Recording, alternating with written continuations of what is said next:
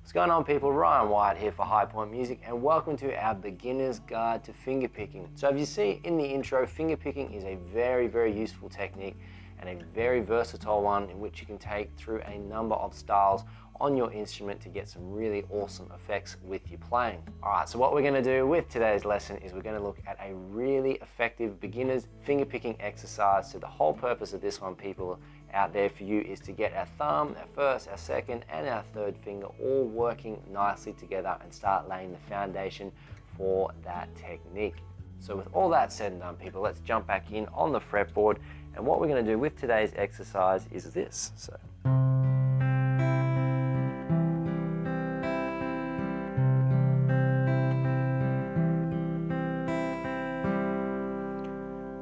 okay, so we've got a nice, simple, basic exercise in 6/8, but before we actually start breaking down what's going on there, let's talk about the key ideas that you want to be paying attention to when you're practicing this. So the first thing we want to pay attention to with this one is with each of our fingers, we want to try and keep the dynamic or the level, for those of you just starting out, of all the strings being picked at a nice, consistent volume.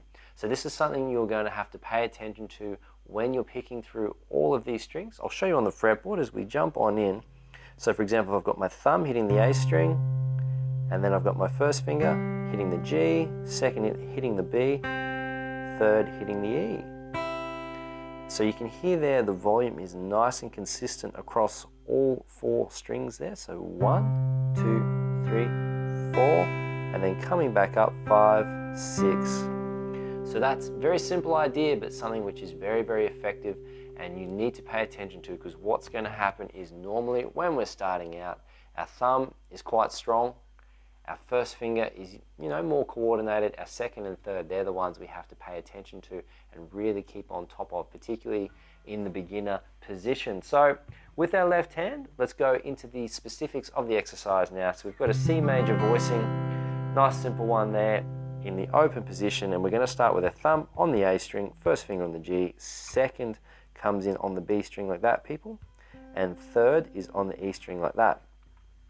So you can see I've just got a really nice relaxed shape with my hand, so I'm not looking to get my arm out like that or keep it really flat with my palm pressed against the body of the guitar.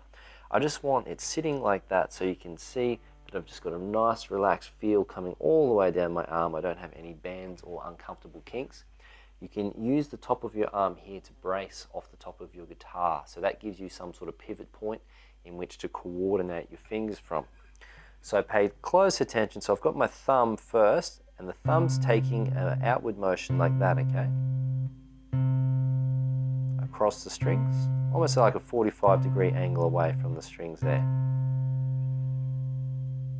Second point we've got there, people, is our first finger is coming in on the G string, and we're just going, that's the motion there of the first finger.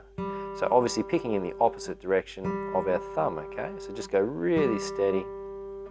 And then obviously our second and our third fingers all follow that movement.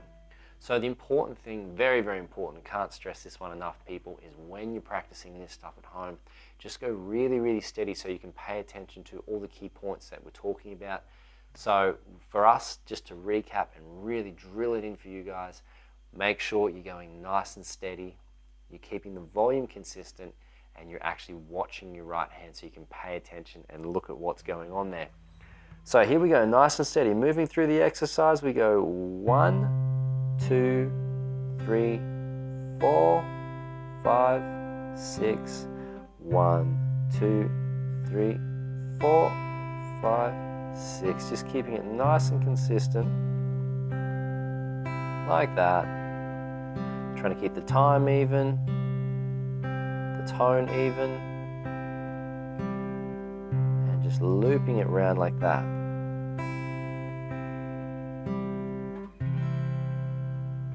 Cool, so after you've got that working for you and you're starting to feel comfortable, I should say, what we're going to do now is we're going to alter the bass note a little bit with our thumb. So jump on in. This is a really simple one once you get the first part working well. So quite simply, we're going 1, 2, 3, 4, 5, 6, and our thumb drops down to the D string to go 1, 2, 3, 4, 5, 6, and back. 1, 4, 5, 6, thumb, 2, 3, 4, 5, 6, A string, 2, 3, 4, 5, 6, just like that. And again, the whole aim of this, people, is to keep the volume consistent, the time consistent, and then pay attention to your right hand so you can look in there and get really quick direct feedback with what you've got going on. So one more bonus tip before we wrap up today's lesson, people, is once you get comfortable enough with this, I want you then to start trying to implement a metronome, because metronomes are great in actually giving you direct feedback in terms of how you're improving with your exercise. So for example, one day you might be practicing something and the limit for it that you're getting at is about 80 beats per minute. But after a bit of practice, you might find the week later you might be up to 83 or 85. So metronomes are great, because without a metronome, it's when you're only getting these small increments of improvement, it's hard to actually feel that and notice that with your practice. So that's a great way to actually keep track using a metronome, so you can actually see that what you're doing is getting you really good results and returns on your practice. So that wraps up today's lesson, people. So great little exercise there just to give you a really awesome foundation, developing the motor skills with your thumb, your first, your second, and your third. And it's going to allow you to have that foundation to take through whatever style you choose to pursue on the instrument. If you have appreciated the content in these videos, smash those like, subscribe, and share buttons if you haven't already.